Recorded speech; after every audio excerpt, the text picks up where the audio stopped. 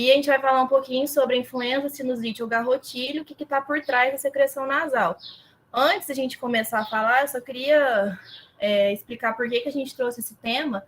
Eu conversei com alguns veterinários, eles sempre me disseram que as secreções, né, são muito comuns nessas doenças, e às vezes é muito difícil a gente diferenciar essa secreção em cada doença.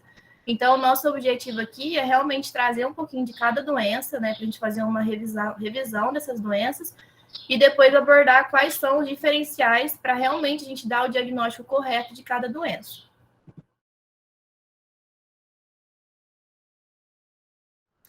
Bom, então, começando um pouquinho da influenza. Então, a influenza aí é conhecida pela gripe equina. Ela é causada, né, pelo vírus da influenza A, e ela tem os dois subtipos, tanto o H7N7 como o H3N8. Só que, atualmente, né, o H7N7, ele ainda é identificado sorologicamente, só que ele não, assim, raramente ele tá no meio do subtipo da influenza. O mais encontrado é o H3N8.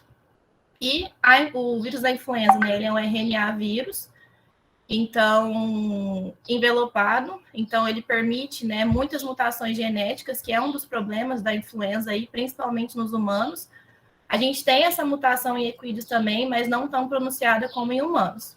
E ele possui uma camada lipídica com essas 3 glicoproteínas, então a hemaglutamina, a neuraminidase e a proteína de canal iônico. Essas duas primeiras aqui, elas são responsáveis, né, pelos antígenos de superfície, ou seja, o anticorpo vai se ligar nessas duas glicoproteínas, e isso também está relacionado com a resistência da infecção do animal. Abordando um pouquinho sobre epidemiologia, então, em alguns artigos, né, a gente leu que o período de incubação é de 24 a 48 horas. Então, o período de incubação é quando o vírus ele entra, vai para dentro do animal, ele se replica e começa a acontecer os sinais clínicos. Então, é de 24 a 48 horas. É uma doença de alta morbidade e baixa mortalidade. Então, como eu disse, essa doença está espalhada aí pelos áreas do Brasil, mas ela, digamos assim, o animal, se ele for imunocompetente, ele consegue resolver essa afecção que acontece com ele. E a gente tem que lembrar que a influenza é uma doença de grupo, né, de população. Então, se eu tiver um aras com influenza, eu vou ter vários animais acometidos. Então, é sempre bom a gente pensar, por exemplo, em eventos equestres, em cavalgadas, em corridas, em lugares onde a gente tem muita aglomeração, a gente tem que levar em consideração essa doença.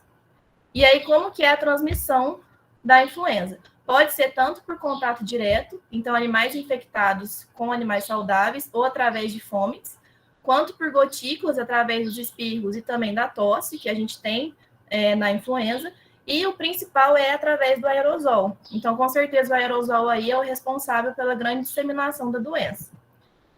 Rapidinho, falando um pouquinho da patogenia, para a gente entender. Então, basicamente, o vírus ele vai entrar ali no trato respiratório, ele vai até o epitélio pulmonar, e ali ele vai começar a fazer a sua replicação e vai gerar apoptose, né, a morte celular ali do epitélio pulmonar. E isso vai causar a descamação do epitélio pulmonar. Então, a principal patogenia da influenza é essa descamação do epitélio pulmonar. E aí, se a gente for pensar nessa descamação, o que acontece? O meu aparelho mucociliar ali, que é a minha proteção do meu sistema respiratório, ele acaba que ele vai ficando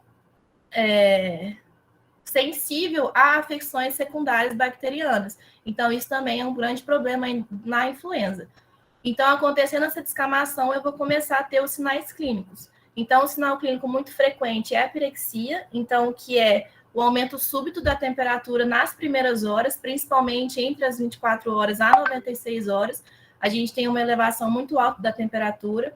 A secreção, geralmente, ela é serosa, mas ela pode vir a se tornar mucopurulenta, e a gente tem uma tosse seca e aguda, que é um dos principais sinais aí também que a gente tem na influenza. E aí, igual eu tinha falado anteriormente, né, eu tive esses sinais clínicos. Se o meu animal ele é imunocompetente, ou seja, ele tem uma imunidade boa, de 3 a 4 semanas ele vai conseguir resolver esse problema e vai ficar tranquilo. Agora, se o animal ele for imunossuprimido, eu vou poder ter uma piora do quadro.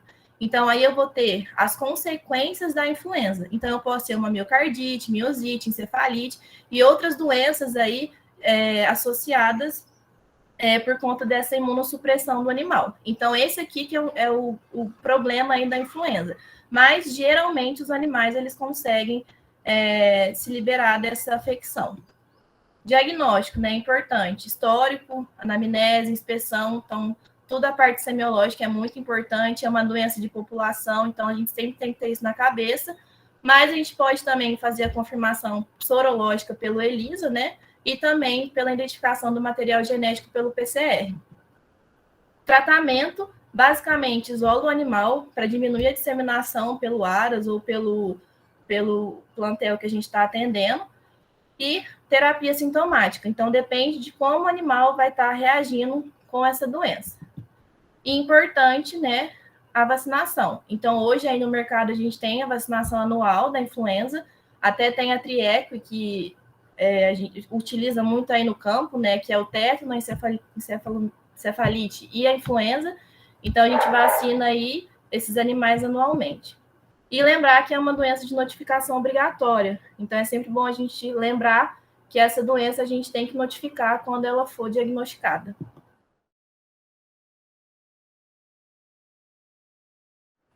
Oi, gente, meu nome é Luísa, eu sou trainee aqui, estou no 8º período e eu vou falar um pouco sobre a sinusite para vocês agora. A sinusite, ela é a inflamação dos seios nasais com o acúmulo de exudato nesses seios também. Pode passar. No caso da sinusite equina, a gente tem duas origens. A primeira origem, que é a origem primária, pode ser proveniente de uma infecção bacteriana ou fúngica. Ou a gente pode ter uma sinusite de origem secundária. A principal forma de sinusite secundária seria secundária a afecções dentárias, principalmente nos equinos. Mas a gente também pode ter sinusites secundárias a cistos, neoplasias, a hematoma retimoide e a traumas faciais também. Pode passar. Os sinais clínicos que a gente vê são secreção nasal, que é principalmente unilateral. A gente tem casos de sinusite bilateral também, mas é principalmente unilateral, e essa secreção ela é mucopurulenta ou purulenta, e ela tem um odor bem forte, bem fétido mesmo. A gente, em alguns casos, a gente pode ver aumento de volume facial também, que é bem característico dessa afecção, mas ela não ocorre todas as vezes. Tanto é que, assim, a gente também tem sinusite, né? E a gente não tem esse aumento de volume facial, é só quando é uma sinusite muito forte. Nos casos crônicos, a gente pode ver fístulas. E também, quando está relacionado com as afecções dentárias, além de ter um odor fétido muito forte dentro da cavidade bucal, a gente também, em alguns casos, a gente pode ver o acúmulo de alimentos ou de secreção em volta desse dente que está afetado. Pode passar.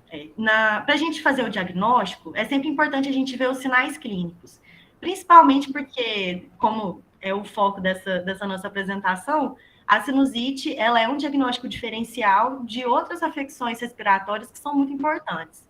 Então, é sempre importante a gente ver os sinais clínicos do animal, o que ele está apresentando, o que ele não está apresentando. E como exame físico, a gente faz o exame de percussão, para durante esse exame a gente avaliar se tem algum material dentro das cavidades dos seios nasais e se o animal sente dor durante esse processo. O mais importante para a gente conseguir diagnosticar uma sinusite são os exames de imagem, principalmente o raio-x, e eu vi muitos relatos de usar a sinoscopia também, que é uma endoscopia dos seios nasais. Mas, pelo que eu consegui ver, pelo que eu consegui perceber de aula, de artigo, o raio-x ele é realmente o mais usado, porque quando o raio-x ele é bem feito, a gente consegue avaliar muito bem a sinusite, a gente consegue ver toda a cavidade, né, cheia de conteúdo, e se o raio-x é bem feito, como eu estava falando, a gente consegue ver se ela é unilateral, se ela é bilateral, qual que é a extensão dessa infecção. E também a gente tem que fazer o exame da cavidade oral, porque eu fico batendo muito nessa tecla da afecção dentária, porque ela é a principal forma de sinusite. A sinusite secundária a afecções dentárias, ela é até mais comum do que a sinusite primária por infecção de bactérias ou fungos. Pode passar. Como tratamento, a gente faz a trepanação, que é uma perfuração do osso para a gente poder acessar esse seio nasal. E a partir dessa trepanação, a gente vai colocar a gente vai colocar uma cânula ali dentro. A sonda de Foley, desculpa, eu quase esqueci o nome, mas a gente vai colocar a sonda de Foley ali dentro desse local onde a gente faz a trepanação, e a partir disso a gente vai fazer a lavagem. Essa lavagem pode ser feita com água normal mesmo. Até a professora Tiziana fala isso na aula de clínica dela, onde ela fala de sinusite, que não tem problema, não precisa ser feita com água destilada ou soro. Claro que você não vai usar uma água suja, né? Mas sendo uma água limpinha ali, você pode usar uma água de torneira mesmo, para você fazer essa lavagem e a retirada desse conteúdo do seio nasal. E associado a isso, a gente faz uma antibiótico-terapia sistêmica. A antibiótico-terapia, ela não é eficaz por si só, porque é muito difícil para a medicação conseguir chegar naquele local e agir bem ali, principalmente com o tanto de exudato que tem nesse local. Então, a gente faz ela associada, e os antibióticos que a gente usa, normalmente a gente tem que ver qual é o tipo de bactéria, porque, mais uma vez, como é muito comum ter a sinusite associada a afecções dentárias, pode ter vários tipos de bactérias, porque elas podem fazer colônia naquele dente que está infectado. Então, a gente pode fazer uma cultura para ver qual tipo de bactéria que está ali, ou a gente pode usar alguns antibióticos de eleição, que são mais comuns, tipo o ceftiofur ou o metronidazol.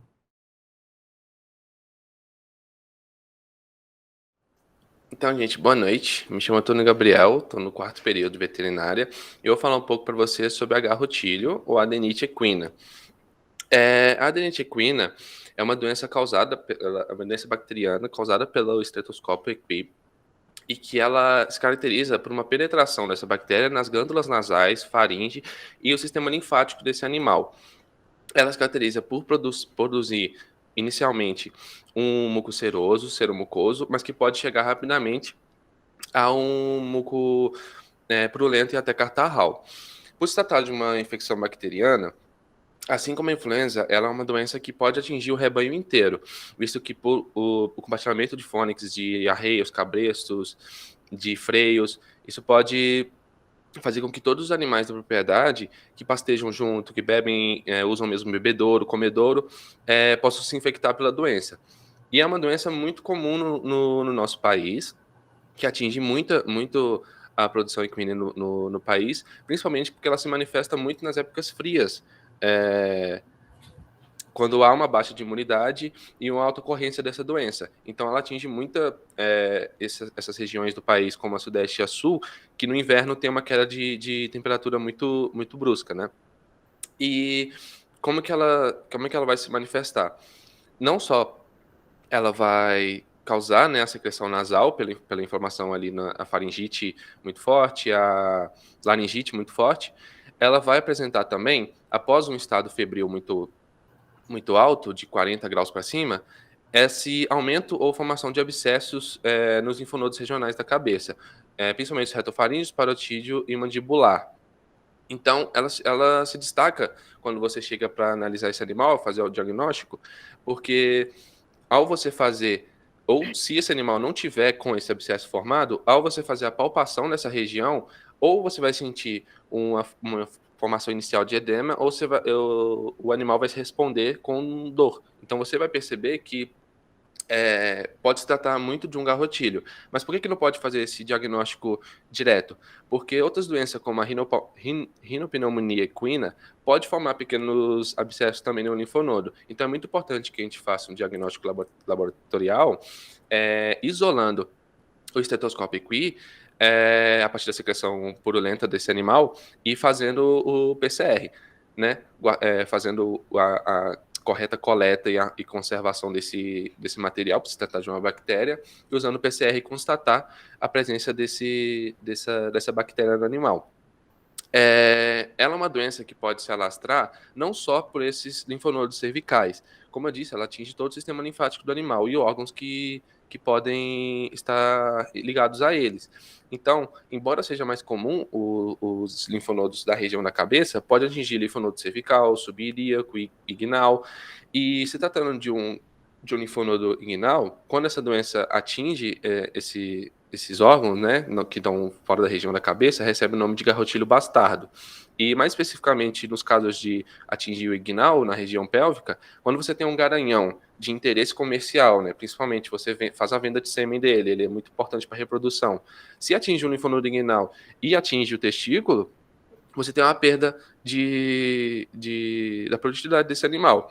Então, assim como a influenza, ela não é uma doença que tem alta mortalidade, mas tem alta morbidade. Essa febre, a laringite e a faringite faz com que esse animal passe a comer menos, beber, ingerir menos água.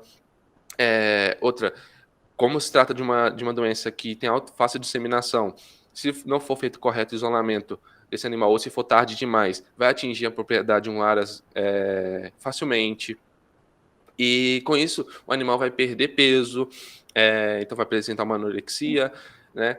Como eu disse, vai ter febre, escorrimento nasal. Então, o tratamento dessa doença vai ter que contar com o uso de antibióticos, anti-inflamatórios, mucolíticos, broncodilatadores e principalmente o isolamento, se for a tempo, desses animais, para que não contamine o restante do rebanho. Né?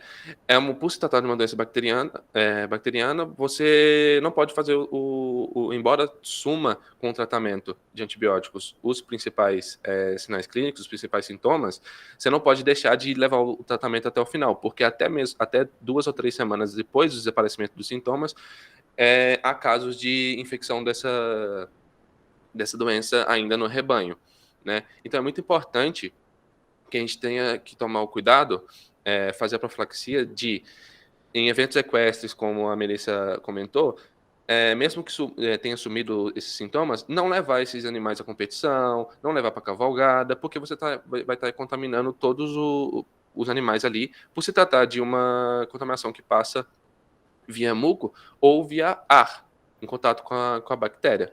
Então, é de extrema importância fazer esse controle. Eu coloquei a alimentação ali, principalmente nas épocas frias, porque quando vai abaixando a temperatura e aumentam os casos, é muito interessante que você tenha esse animal com a imunidade controlada, né? Que ele esteja bem alimentado, esteja em condições boas, para que ele não fique tão suscetível a essa doença. E, principalmente, já existe vacina para essa doença. Então, é muito, muito importante que a cada 6 meses tenha o controle de vacina no seu rebanho, para que você proteja esses animais dessa doença. E não só você que tenha uma propriedade, um aras, que tem 15, 20 animais, mas também se você tiver e esse animal ele viaja constantemente, participa de eventos, de cavalgada, de coisas do tipo, ele pode ter contato com vários outros animais que, se não tiverem vacinados ou que se estiverem contaminados, podem passar para o seu animal, que tem, embora, não, como eu falei, não seja letal, tem uma perda produtiva muito grande para esse animal. E por ser muito comum, a gente tem que tomar muito cuidado, principalmente os tutores, informados eles. Pode passar, por favor.